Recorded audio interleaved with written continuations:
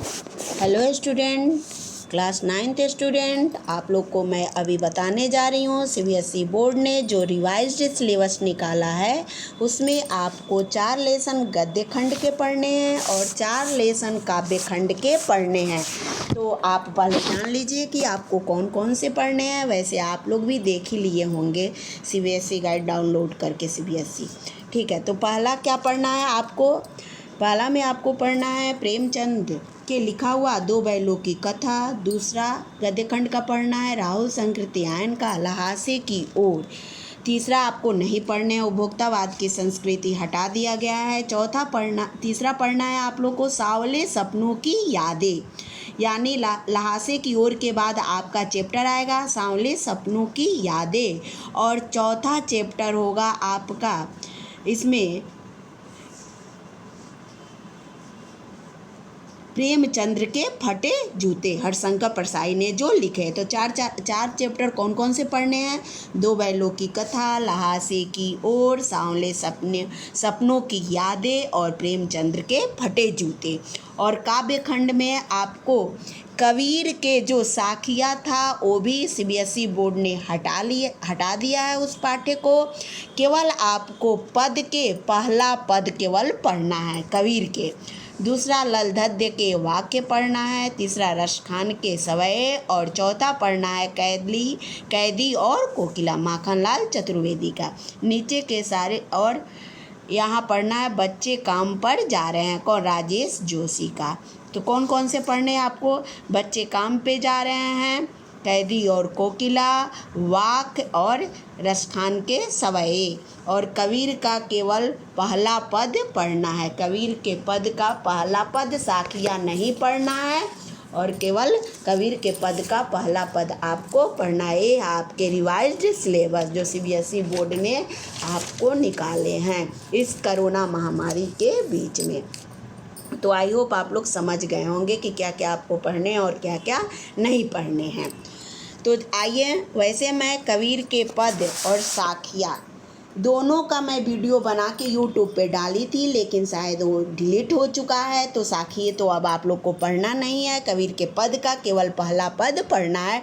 तो मैं फिर से उसका वीडियो बना के डाल दे रही हूँ पहला पद का, और आप उसे ध्यान से सुन लेंगे, समझ लेंगे। बाई चांस आपको किसी तरह की अगर कोई कन्फ्यूज़न होगा तो आप उसे फिर से देख सकते हैं।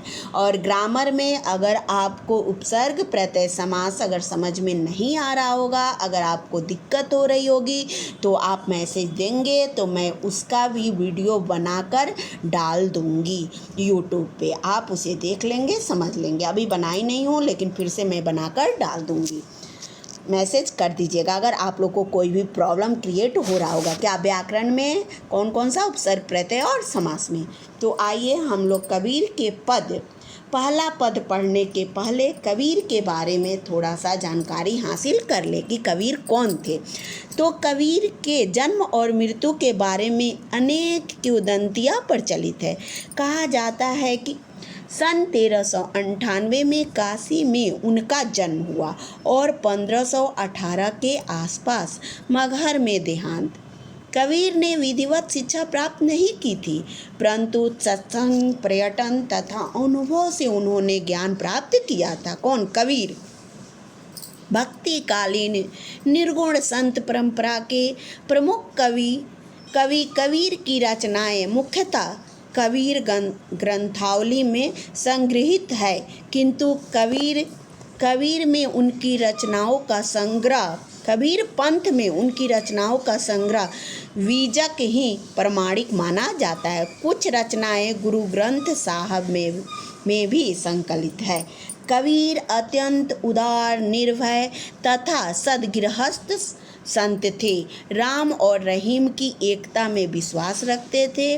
कबीर ने ईश्वर के नाम पर चलने वाले हर तरह के पाखंड, भेदभाव और कर्मकांड का खंडन किया। क्यों? क्योंकि कबीर क्या थे? निर्गुण ब्रह्म के उपासक थे। भक्ति काल में 2 तरह की धाराएं बही थी। कौन कौन से? सगुण और निर्गुण। निर्गुण मीन्स निराकार ब्रह्म के।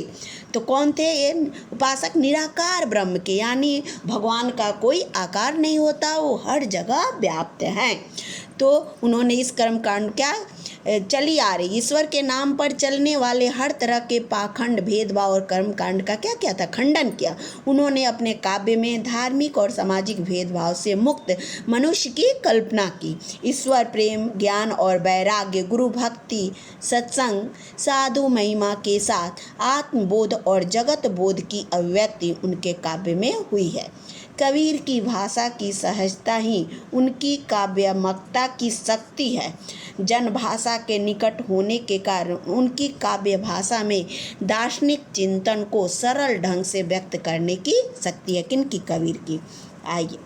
आइए मैं अब इसके कबीर के पहले जो पद है उसके बारे में, उसके रूपरेखा के बारे में बता रही हूँ। तो कबीर ने पहले पद में क्या किया है? बाह्य आडंबरों का क्या किया? विरोध किया है। हम अपने भीतर ही ईश्वर की व्याप्ति की ओर क्या किया है? संकेत किया है। यही पहला पद केवल आपका इम्पोर्टेंट है कबीर के पद का। ये नहीं पढ़ने हैं साकिया, CBSE बोर्ड ने इसे हटा दिया है और कबीर के शब्द या पद का केवल पहला पद पढ़ना है।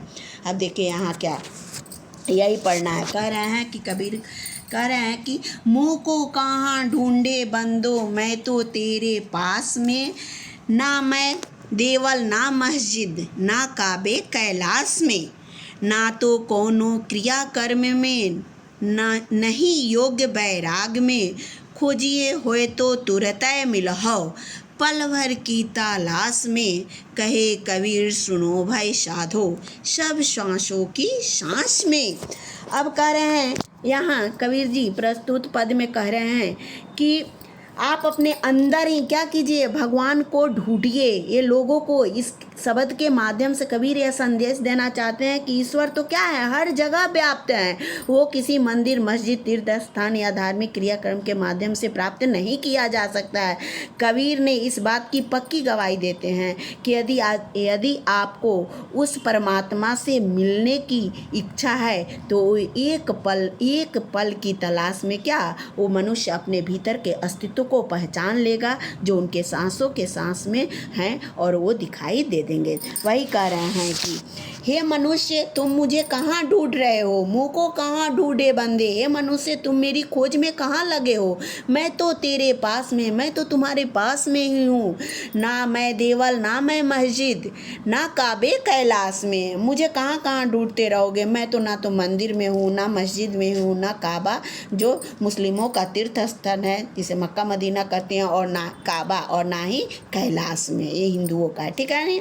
फिर कह रहे हैं ना तो कोनो क्रिया कर्म में, ना ही योग वैराग में, यानी ना तो मैं कोई क्रियाक्रम में नहीं हूँ। पूजा पाठ जो जितना लोग तीर्थ धाम में पूजा पाठ भी करते हैं तो उस पूजा पाठ में मैं नहीं हूँ। तो वही करें ना तो कोनो क्रियाकर्म में, ना ही योग वैराग में, और ना ही किसी तरह की तंत्र मंत्र साधनाओं में मैं वास करता हूँ, यानी गृहस्थ जीवन छोड़ के संन्यास जीवन धारण करने ना, तो इन सब में मैं नहीं मेरा वास नहीं है। फिर कह रहे हैं खोजिए होए तो तुरंत मिलूँ, यदि तुम सच्चे मन से मुझे खोजोगे तो मैं एक पल की तलाश में मैं तुम्हें मिल जाऊंगा।